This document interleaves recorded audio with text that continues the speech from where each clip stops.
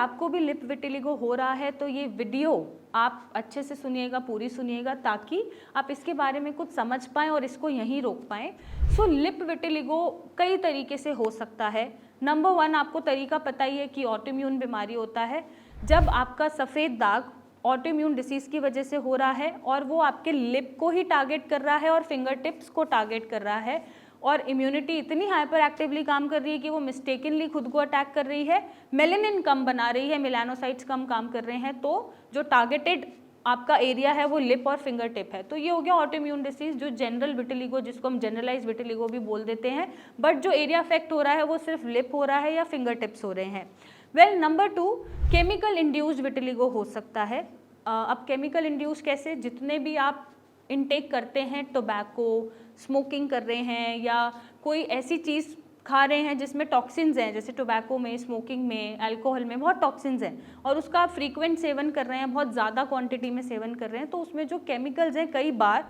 वो ट्रिगर कर देते हैं और आपके इस एरिया में या अंदर माउथ के सफ़ेद दाग बनाना शुरू कर देते हैं, जिसको हम केमिकल इंड्यूस विटिलिगो बोलते हैं। Now third is allergy induce vitiligo. अब बहुत सी फीमेल्स हैं या मेल भी, कोई भी लिप बाम या बहुत चीप लिपस्टिक्स यूज़ करते हैं, या ऐसा कोई मेकअप प्रोडक्ट जो लिप पे आपने यूज़ कर लिया बट आपको उसके बारे में कुछ पता नहीं और आपको वो सूट नहीं किया, तो भी वो कई बार सफ़ेद दाग छोड़ देता है और आपका ये जो पिंक एरिया होता है लिप्स का वो वाइट पड़ना शुरू हो जाता है। तो इन सारे चीप प्रोडक्ट से आपको बचना है और कुछ भी यूज़ नहीं करना। आप नेचुरल वैसलीन या नेचुरल आप एलोवेरा जेल या बहुत ही नॉर्मल सा लिप बाम या बहुत अच्छी क्वालिटी की लिपस्टिक यूज़ करें ताकि आप इससे बच सकें। Next is injury induced vitiligo. अब आपने देखा होगा छोटे में आपको कई जगह चोट लगी, आपने ऐसा महसूस करा होगा कि जब वो चोट ठीक हो रही है और वहाँ पे जो स्किन आ रही है वो वाइट कलर की आ रही है, तो वो भी एक इंजरी इंड्यूस्ड विटिलिगो होता है, जो बहुत मुश्किल से कंट्रोल होता है, क्योंकि वो चोट लगने के बाद का स्किन का रिअकर होना है या स्किन उस पर आ रही है, दोबारा बन रही है और वो बहुत छोटे में ही हो गया है,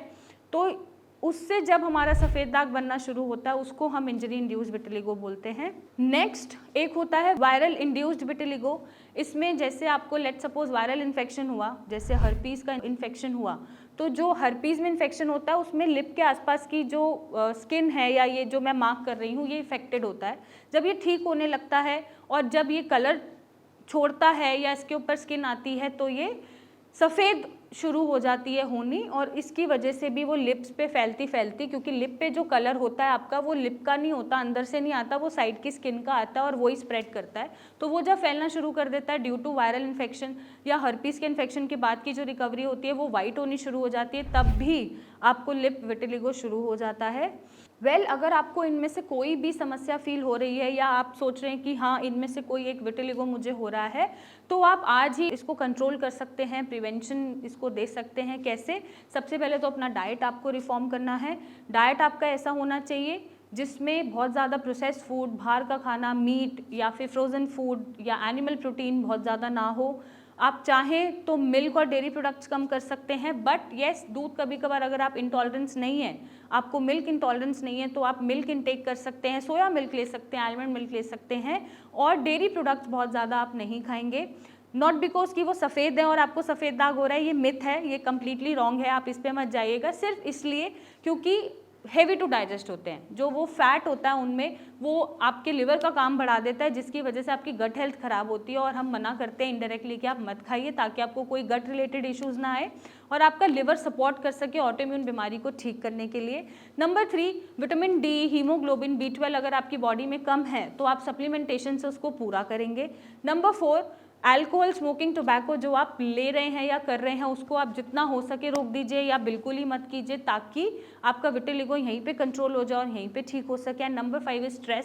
स्ट्रेस आपको नहीं लेना है, चाहे फिजिकल हो, मेंटल हो, इमोशनल हो। कोशिश करें, कहना आसान होता है आई नो कि आप स्ट्रेस मत लीजिए, बट जिस पे जो बीतती है वही समझ सकता है कि क्या बीत रही है, लेकिन आप कोशिश ज़रूर कर सकते हैं, हार नहीं मानेंगे। आप घर का स्ट्रेस ऑफिस मत लाइए, ऑफिस का स्ट्रेस घर मत लेके जाइए, थोड़ा सा लेट इट भी कर दीजिए, क्योंकि मुझे नहीं लगता ज़्यादा सोचने से चीज़ें बदलती हैं। जो लिखा है वही होता है या जो होने वाला है वही होता है, तो आप चीज़ों को थोड़ा सा छोड़ दीजिए जो आपके कंट्रोल में नहीं है, अपने आप को डाइवर्टेड रखें, एक्सरसाइज करें, स्लीप पूरी लें, ताकि आपका जो इम्यून सिस्टम है वो खुद को अटैक करने की जगह प्रोटेक्ट करना शुरू कर दे और आपकी बीमारी कंट्रोल होना शुरू हो जाए। और ऐसी कोई बीमारी है जिसका इलाज आपको नहीं मिल रहा है, आपका लिप विटिलिगो या कोई भी विटिलिगो ठीक नहीं हो रहा है, तो नीचे दिए गए नंबर पे आप इमेजेस भेजिए, मेरी टीम को कॉल करिए और इसका एक सही इलाज पाइए। Thank you and take care.